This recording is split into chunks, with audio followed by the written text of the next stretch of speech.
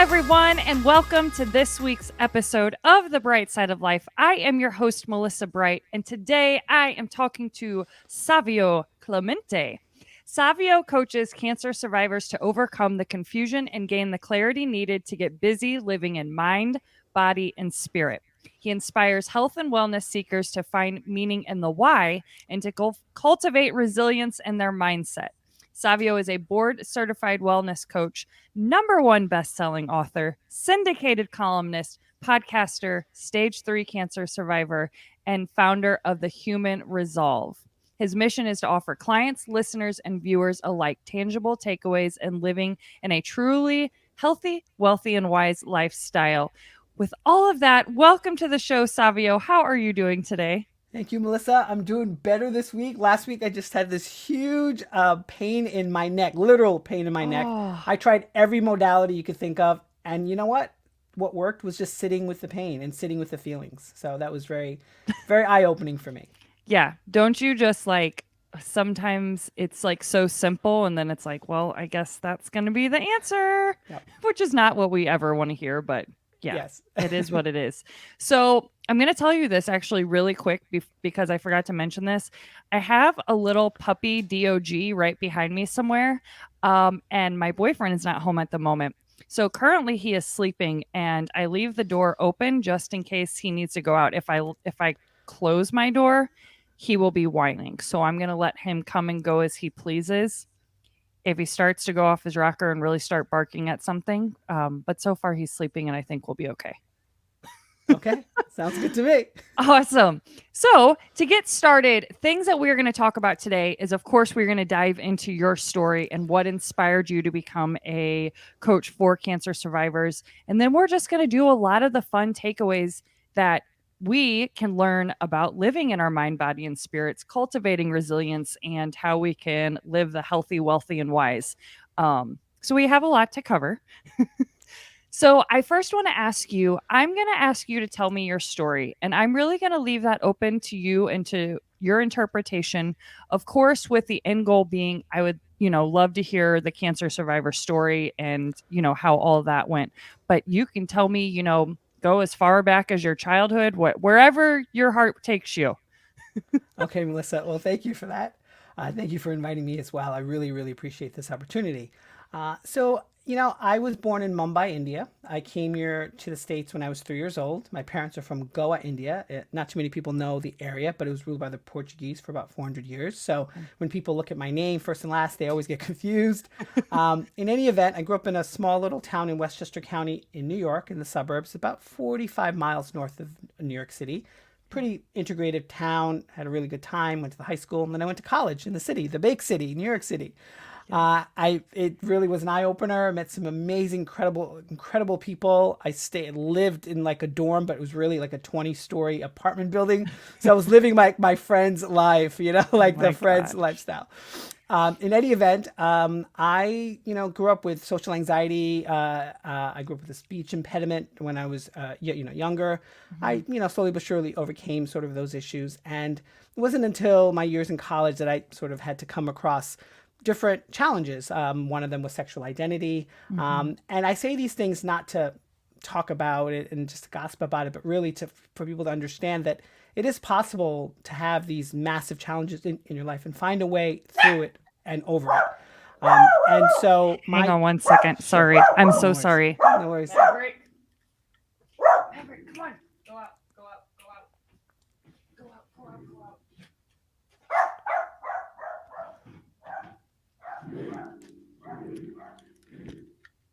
I don't even know how he hears that. Like he was just sleeping. Okay, so let's just start back at going back to the massive challenges, that you can't have these massive challenges. Yeah, you can have these massive challenges and find a way through it and over it by really, to a large degree, finding your power or finding ways. And I always had this semblance of something greater than myself. I always knew that I couldn't name it, I couldn't figure it out, but I always knew there was something guiding that sort of discovery process for me. So I trusted really the feeling and just trusted, that potential. Fast forward, I lived in the city for many, many years. And then I'll take you to my cancer Okay. situation. So in 2014, July, I took a trip with a friend to Amsterdam and to London. And I noticed that my bed sheets were soaked and drenched. I thought it was the weather. I thought it was something different. I came home about a week later. I noticed, repeated nights, like drenching night sweats. Then I also noticed my stomach started getting distended. I'm a cisgendered male. I was born Mhm. in a physical, biological male body, so I knew I wasn't pregnant. And so I went to go see my naturopath. So I've been seeing a naturopath who basically analyzes my blood, gives me Mhm. vitamin, food, diet structures for about 10 years. He looked at my blood work and he's like, this is off the charts. He goes, I don't know what this is, but you really need to seek mainstream medicine for this. Like Mm. something's going on. At the assistance of him, I ended up getting a sonogram. They wouldn't let me leave the office for an hour and a half.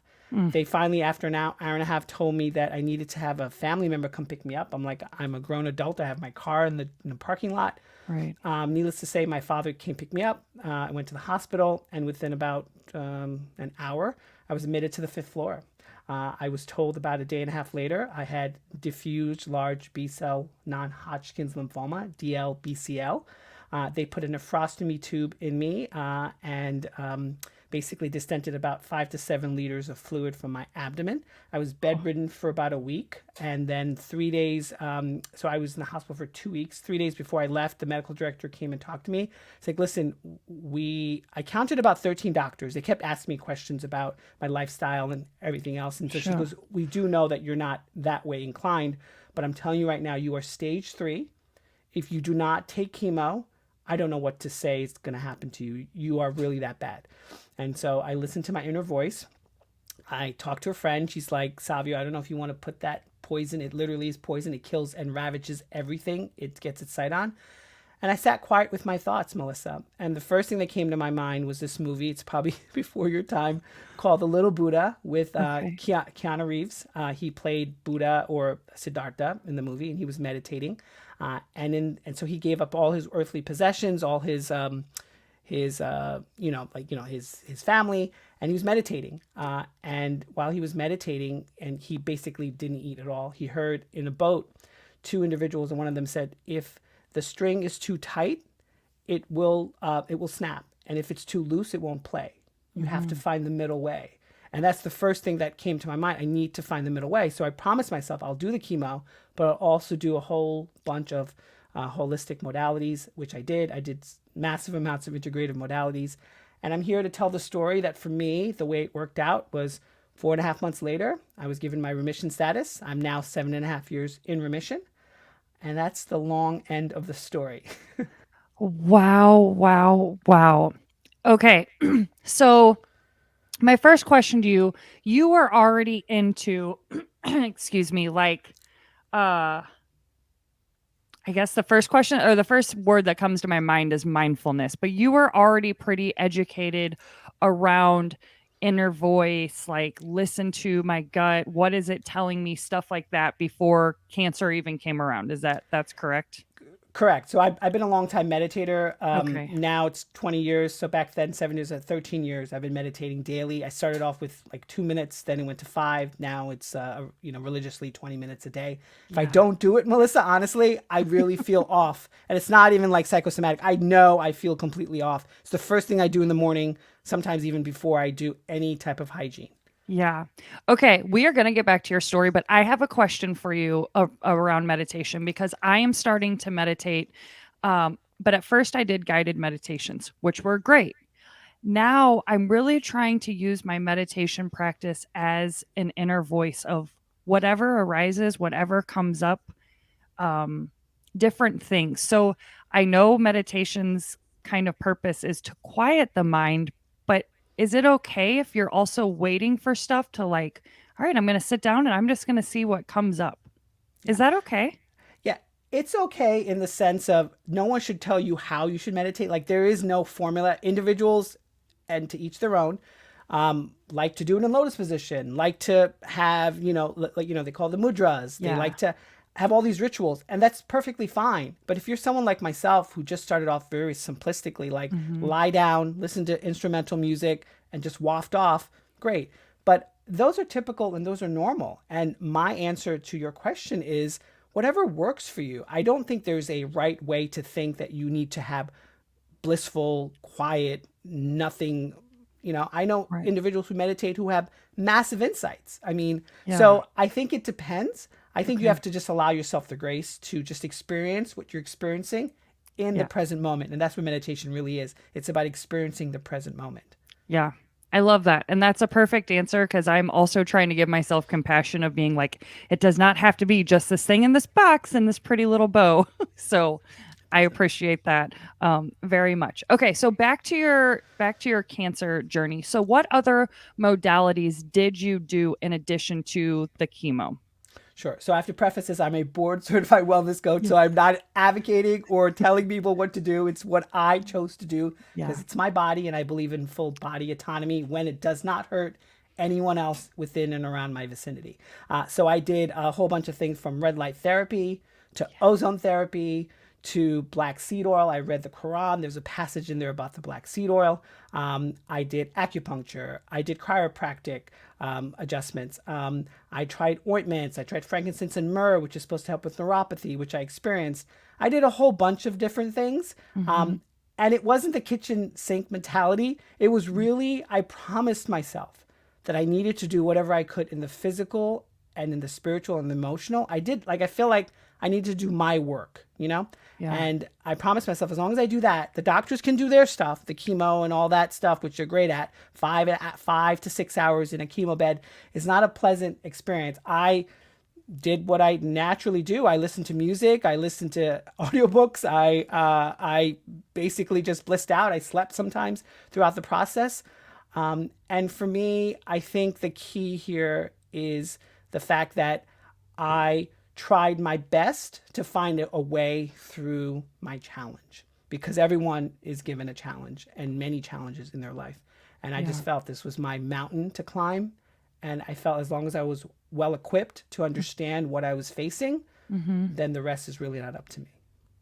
That's amazing. Did the doctors or anything, were they astounded by like how quickly you did go into remission? Were they like, what? Yeah. So, in total honesty, I did not tell my oncologist or hematologist that I was doing. So, I had 6 rounds of chemo. It's called Okay. R-CHOP. I did it every 3 weeks. I did not tell them in between those 3 weeks what I was doing, Mm-hmm. not because I thought they would dissuade me, but I felt that I needed to focus. And my focus was doing what I felt was Yeah. true and right. And also, doing the research. I looked up medical journals. I set up a Google alert based upon my cancer. So I knew everything there is to know from heartwarming stories to new therapeutics, all about my cancer. I wanted to understand it from a biological Yeah. perspective. And so, yes, yes, he was great oncologist, but he was a little stunned. Yeah. But he was happy, obviously, right? Because I'm a victory, right? I'm a success story for him. Yeah. Right. And I used to, at that point, see them every 3 months, then 6 months, 9 months. Now it's once a year. And I told them, I love you guys so, so much. You actually saved me, but I do not want to see you Right. for a whole year. I'm just not interested in seeing you guys at all. Not interested. Oh my gosh. Oh my gosh. Okay, so I know you mentioned some of the other things that you did and you listened to music. And now you are a coach for cancer survivors, but the thing that really struck me in your bio and things that you say is these little takeaways. And I feel like that's what everybody wants. We can tell this big grand story, but really we want to know, Savio, what did you do? Like, what are the days that were hard? That what would you do? That's what we want to know. So what were some of the biggest things to get you through the harder days, whether you physically didn't feel good, mentally you were struggling? What were some of those things? Yeah, I'm glad you asked this question because I often tell people healing doesn't always take place in the doctor's office. Mm, Healing doesn't always take mm, place in the chemo bay. It takes place at home. It takes place in your bed. It takes place in the couch. It takes place when you're like so distraught with emotion. It takes place in those moments. And so for me, I really did what I do in how I coach. I coach from a 7 energy center. People call it chakras, the emotional. I actually checked in with self and said, what's going on? Now, emotions are different from feelings. So it took me a while to process the actual feelings, but I at least tapped into it, or at least I tried to unearth those. Physical, got that covered. I also was working out. I had eyebrows. My eyebrows were falling out, and no one tells you this. It's really funny. So I'm an Asian Indian male. Okay. And so I'm hairy. I'm just, but no one tells you when you get chemo and hairs like fall out. Right. It falls out from everywhere, Melissa. And it does not discriminate. I looked at myself and I'm like, I look like a boy. Like I look like a freaking 14-year-old boy. In any event, I also journaled. I also journaled my thoughts. Did therapeutics in the sense of like ointments and essential oils. I took steam baths. I did infrared saunas. I did those things because I felt that even though my physical body was in pain, even though it was diseased, my spirit wasn't diseased. My emotions weren't diseased. My dreams weren't diseased. I had some vivid, crazy dreams, but none of it was morbid. It was more of something's going on here. So you need to get it back into check. And so those are the things that I did beyond just giving what I call the doctors full autonomy, or giving the doctors what I call as well the Wizard of Oz syndrome, right? Where you allay all your power to them. I wanted to regain some of that power myself, and I wanted it to be a very balanced approach to healing. Yeah. How proud of that are you? Like that you did that for yourself? Because some people just getting the word, that news that you have cancer, you just become powerless, and sometimes, just want to give up. That can mean so many different things. Yeah, I think my spirituality had a large part. I grew up Catholic. I left the church when I was in college. I just didn't feel like it gave me everything I needed. I explored comparative belief systems. I explored Buddhism. I explored spirituality. I explored higher spiritualism. And I think really those were the elements and the tenets of how I was able to focus on the goal, or the vision, as I call it. I felt, to me, that to a large degree, the principles that I've learned and the principles I've implemented and the challenges I've been through in my life prepared me well for this huge, huge challenge of life and death, what I call crossing the bridge. For me, I think that was the cornerstone of everything. It was even in my attitude that I had to do a bone marrow aspiration. And the doctor's like, this is really painful. People have yelled, screamed, kicked us, cursed at us, thrown stuff at us. It's really, really painful. And I'm not bragging here, but for me, it wasn't really painful because I knew what I was going into. I knew I needed to get this help. I knew I needed to find a way out of this. And so, I was sweating profusely when they were doing it, but at least I found out that it didn't go to my brain, and I was, saved from that situation. That's amazing. Before we move on, you said something that I definitely want to address because some people might not know, like, what the heck is he talking about? So you said emotions are not feelings. That's what you said, right? Yeah. Can you explain that for some people that might not really understand that? Yeah, I'll keep it really simple. I think as humans, we are very good at labeling emotions, fear, anxiety, stress. But feelings are actually moving through that particular nomenclature, moving through that particular word or that phrase, or what you've been taught or what you thought it was, and feelings are really like that ickiness, that maybe it's love, maybe it's actually embodying that sensation. And that's really, honestly, took me years after I was in remission to actually uncover those things. And that's what I really go into in my coaching, because it's called the Accelerated Path Program. And I'm really taking individuals on what is it you want to create based upon this horrible thing that happened to you. Because a lot of people are stuck. They don't know how to create a 2.0 version. They're scared that every little medical situation is another sign of cancer coming back. And you know what? I face those things every day, and I tell people it's something you have to just live with. Yeah. Yeah. Wow. So I might have this one quote wrong. So tell me if I do. It's either emotions or feelings, but I think it's feelings. Somebody said feelings are just information. Hmm. Is that right? Is it feelings or emotions? Or Um, could it be both? I think it could be both. I think they blend. I think people interchange Yeah. the words. I think feelings are more charged for me because you can feel one thing and feel another. But if Mhm. you label an emotion like fear, then you're in the fear zone. You're Yeah. in that particular area, and I think that's when people don't see a way out of that. And Okay. so I actually put feelings a little higher on the scale. Yeah. Okay. So let's get now to your coaching. You coach cancer survivors, so ones that are not currently going through cancer. That's correct. Yeah. And what made you, and I don't want to just like point out the obvious, but what made you go that path? Because you were a coach before this, correct? So the way it worked is my background's IT. I developed websites, I developed mobile apps. I was great in project management, was great behind the scenes. But I promised myself if I hit 5 years, and of course it's never a guarantee, but this is the marker, 5 year remission mark, Yeah. that I would do something with it. I didn't know. I swear to you, had no idea what it was. I used to see like Mhm. people say that they were life coaches, and I'm like, their lives are horrible. How are they life coaches?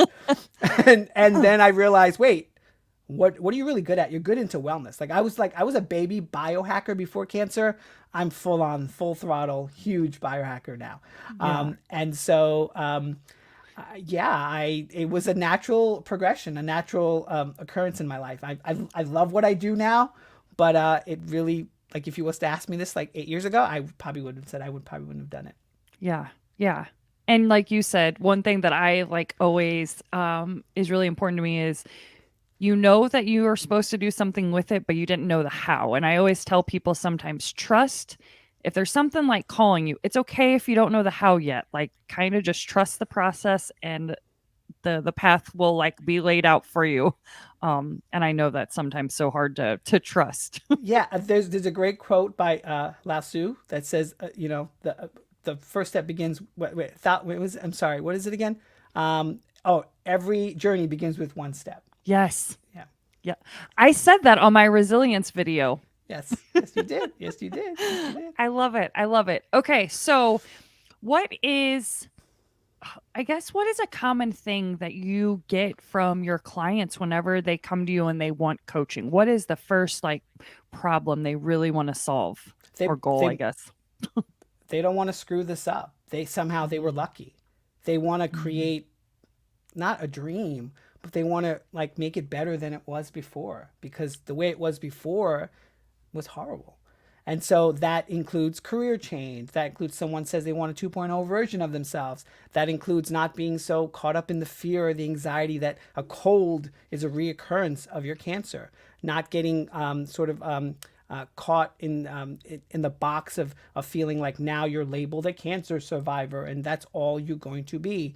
Yeah. It's those wrestling those feelings. And I don't tell people it's a prerequisite, but I like to coach cancer survivors because I just know myself, and I think you're only a good coach if you understand your own pathology and how you work. Yeah. And because I'm board certified, I have to understand that there's lines and limits to what I can talk and what I can say. And if you're under the care of a doctor because you have a cancer situation, I'm probably not the good advocate for that. I know people who are. I know an amazing cancer doula. That's what she does for a living. Wow. And that's wonderful. But my genius, so to speak, lies in the possibility. My genius lies in the present to where you want to go. My genius lies is to take you on that journey as a coach and for you to discover what it is you want to do and for me to help you and assist you. And my credibility speaks for itself. I'm a number one best-selling author. I'm a syndicated columnist. I write stories for a living. I interview stories. I interview celebrities. I'm going to like 5 events in the next couple of months. Just came back from South by Southwest. So I understand the human condition. I understand what it is because I went through it myself and I've had Yeah. challenges myself and I've at least come through them stronger than I ever was. Yeah. That's amazing. And it is all about the experience that you know nothing better when you have experienced it yourself. I'm currently have just started my coaching business and at first I was so scared and I'm like, what I don't know anything. I'm not capable enough. And I'm like, if you just look back 37 years, Melissa, and now your healing journey that you've been on for 2 years, you know a lot. You are way different place that some people are not here yet, and you can show them the way. And I'm so excited. So I Yeah. definitely hear what you're saying. Well, I fell into that trap too, but it wasn't until I read Brendan Bouchard, he's like a really fantastic performance coach, mentioned that you don't have to have all the answers. You just have to be a few steps ahead of someone. And I'm Yes. like, oh yes. So it allowed me to have humility, allowed me to have a definitely an objective overview. Here I'm thinking to myself, oh gosh, I have to like know everything, and I'm like, that's not even possible. I don't know why I thought I had to do that. Yep. And yeah, and so it's just rewarding for me as a coach to see the unfoldment. Yeah. And people can listen to how I coach. That's what I do on my podcast.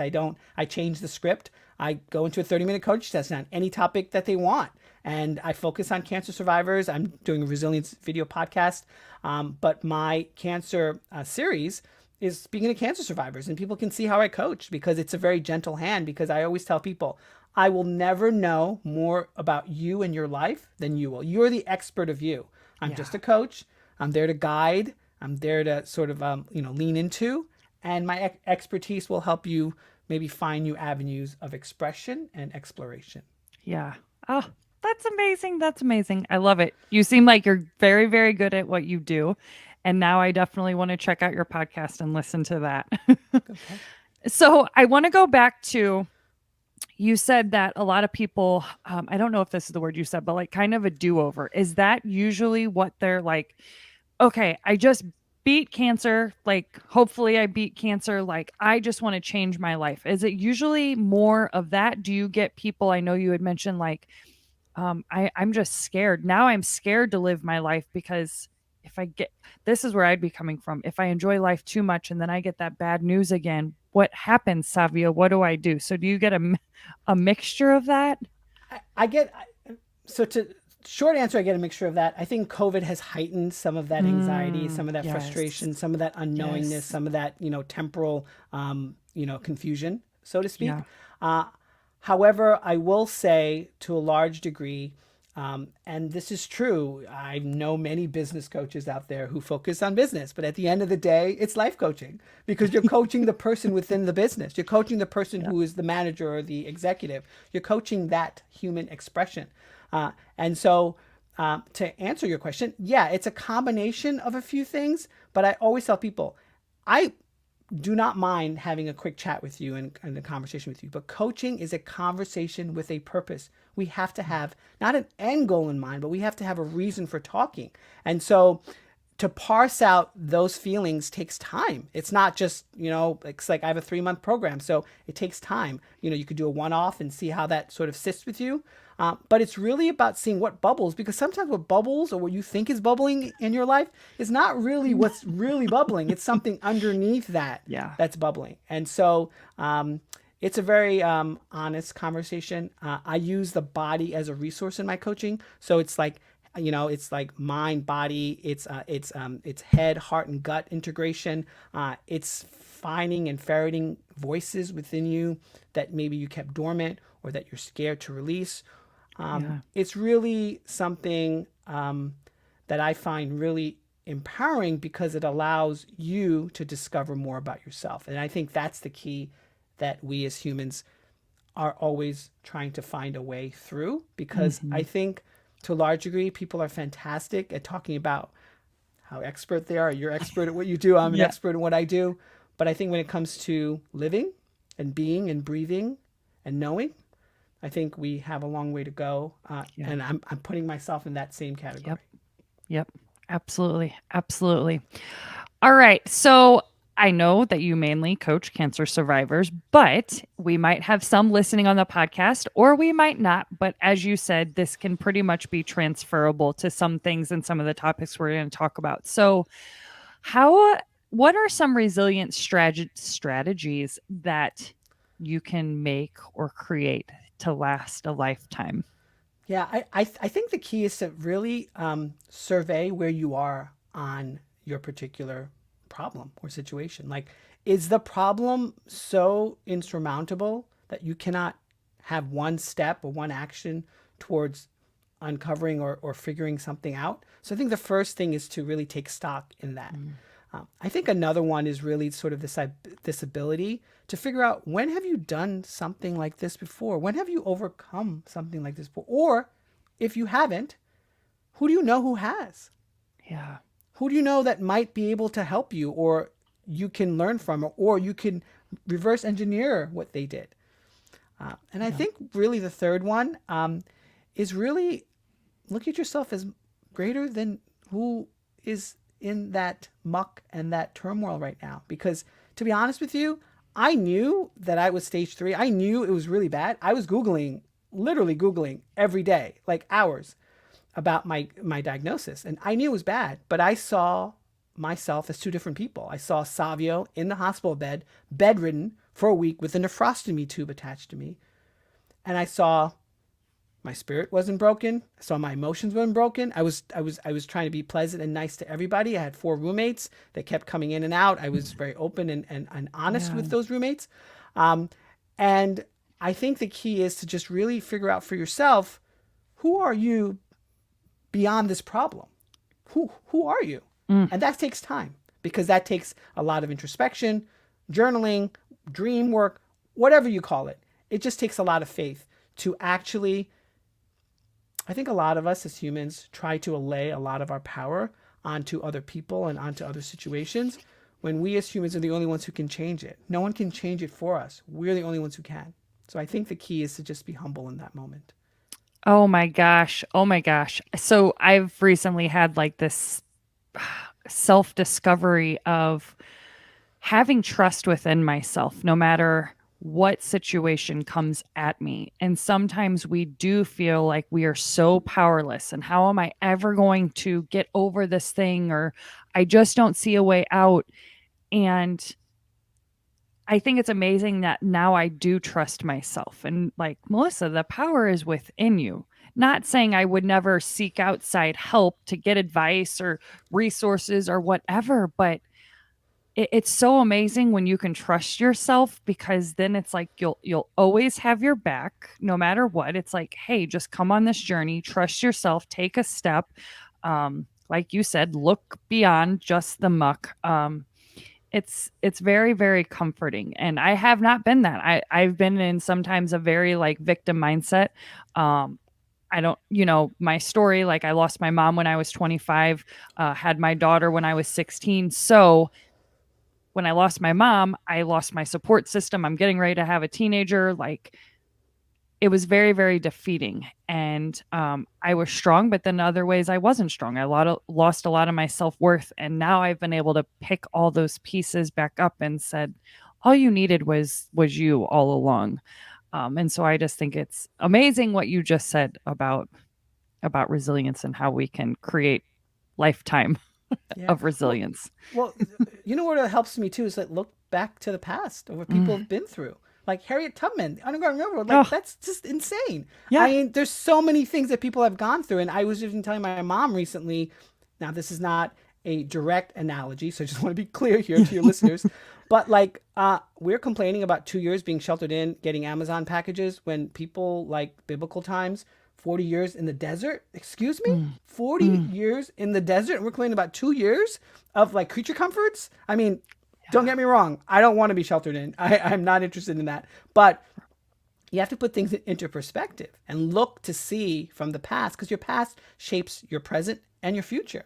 Look to see what others have done in that process, in that knowingness, or in that uncertainty, and how do they rise, and find a way to rise through that, even if it's like hard. Find a way.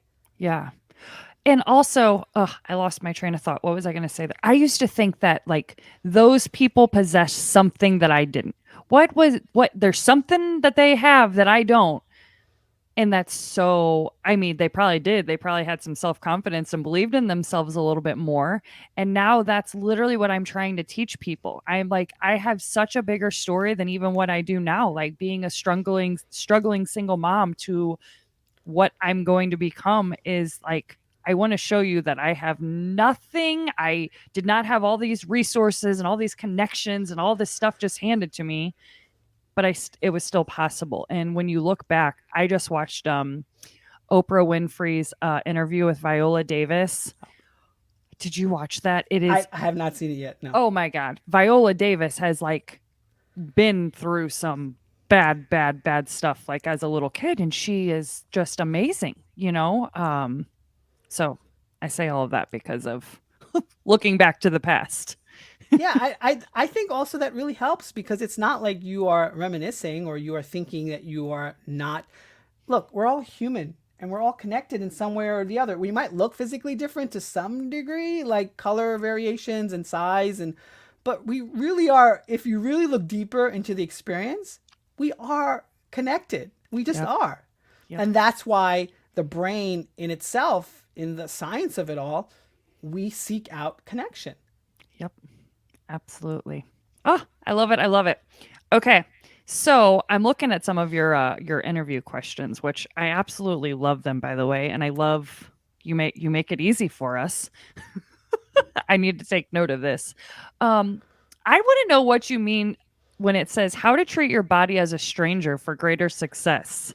Wow, it really goes back to what I mentioned, how I separated Self Savio, the sick person in the hospital bed who is physically, literally at Mm, death's door, or at least close to it. Really, wow. I really was pretty bad. The fact Yeah. that they admitted me within an hour Yeah. to the fifth floor, and then I was to the seventh floor, which they call the cancer floor. So really, the body is a stranger. Meaning, I think we all have an automaticity. We all vibe a certain way. Our family and friends know this about us.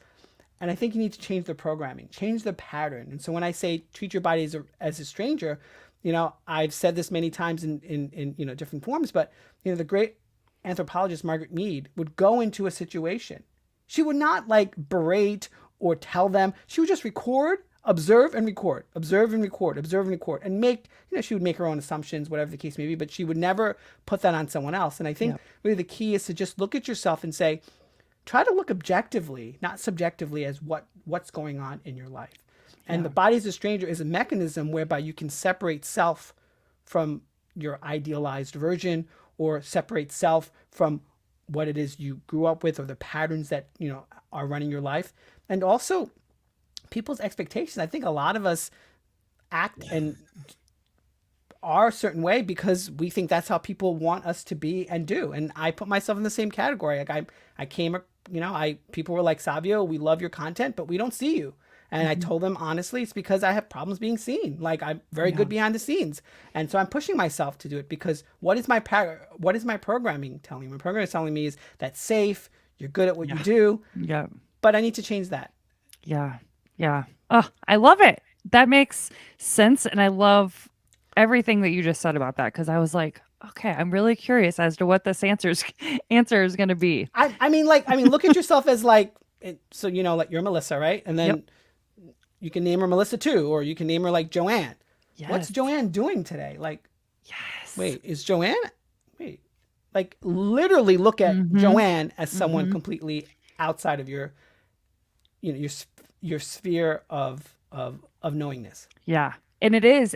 I learned this from Jen Gottlieb. I don't know if you know who she is, but I she do. does Jen 2.0, and she taught us that. And she's like, what would Melissa 2.0 today? If you envision Melissa that's successful and has money and has whatever it is that I desire, what is she doing today to be that person, to embody that person? And that is so freaking powerful. Like, oh my Yeah. God, so powerful. And you did it.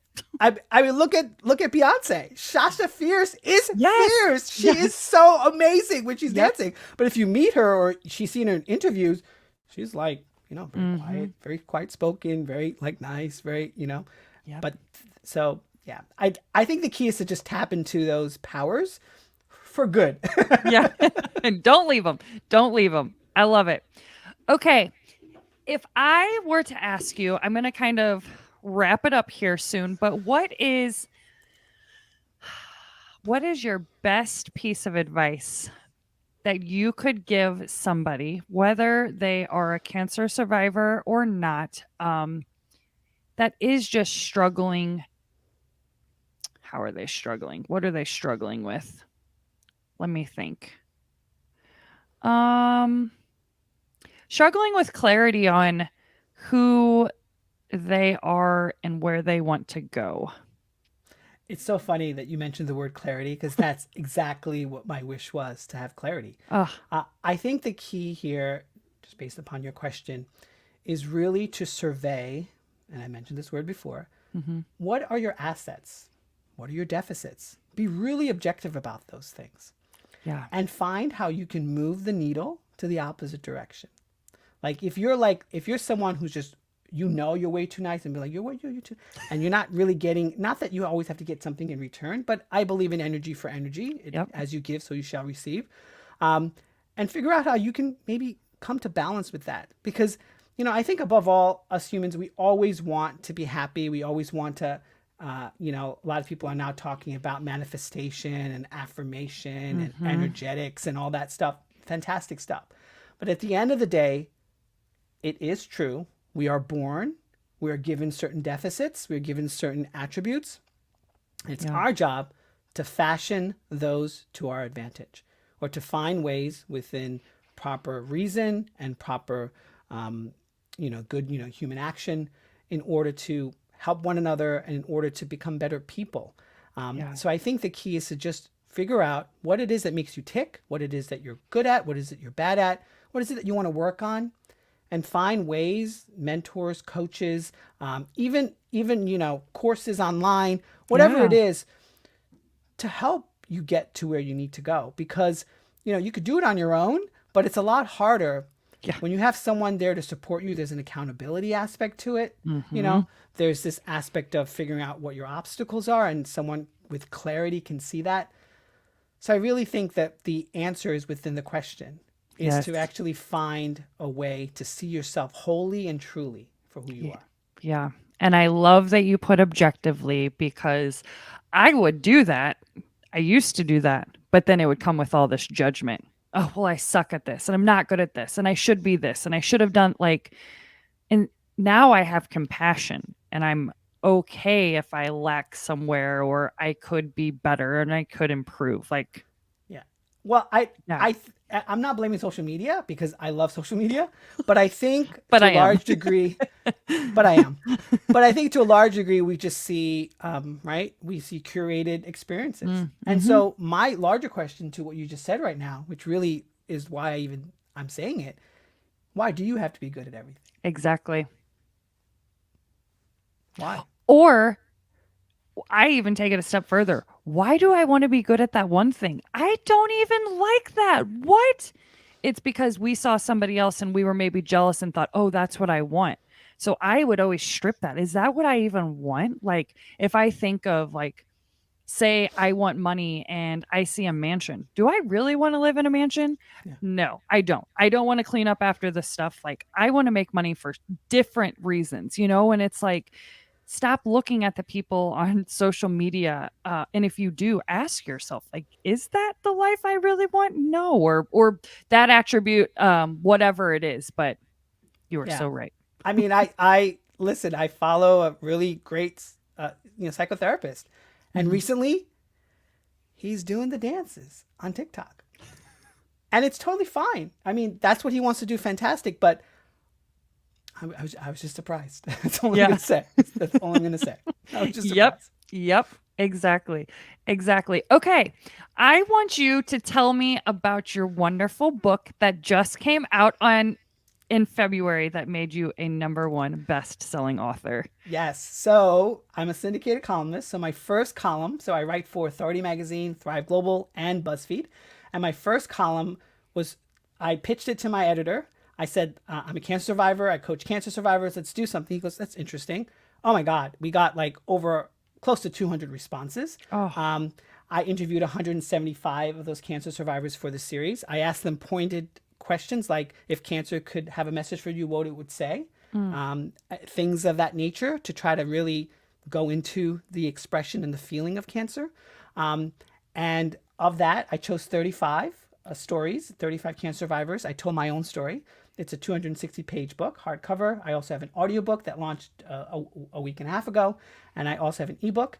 It's called I Survived Cancer. Here is How I Did It. I woke up the next morning. My book promotions team told me that it became the #1 bestseller in 3 categories, which to me, we all want sales, Melissa. I know, I get it. But for me, it really was the fact that the message landed. And the message for Yes. me was, if I saw a book like that on day one, it would have taken me on a different journey emotionally from feeling, because that took me a lot of time to unravel.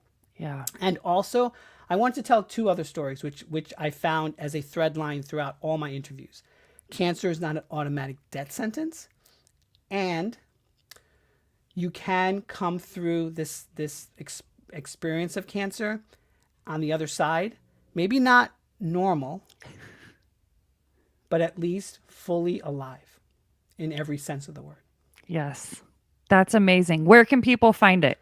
They can find it on Amazon. It will be in bookstores in the next couple of weeks.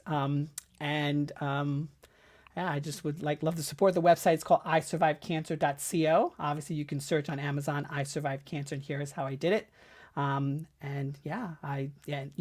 can go on my social media at the Human Resolve, which is pretty much on all platforms. Perfect. Thank you. And I will also link that in the show notes, guys. And also, as you know, if you always go to my website and you go to his individual episode page, it has all of his contact information right there that you can just click on it and bam, bam, it's right there. Savio, I have one last question for you that I ask all of my guests this. In your own words, what does the bright side of life mean to you? In my own words, the bright side of life means something to yearn for, something to call out for, something to want. But to a large degree, the bright side of life means something that you deserve. Because I think a lot of us feel like we don't deserve it. Yes. That is such a beautiful answer. Thank you so much for coming on here to share your wonderful story and all of your amazing knowledge with my listeners. It's greatly appreciated. Thank you so much, Melissa. I really appreciate the opportunity. Thank you.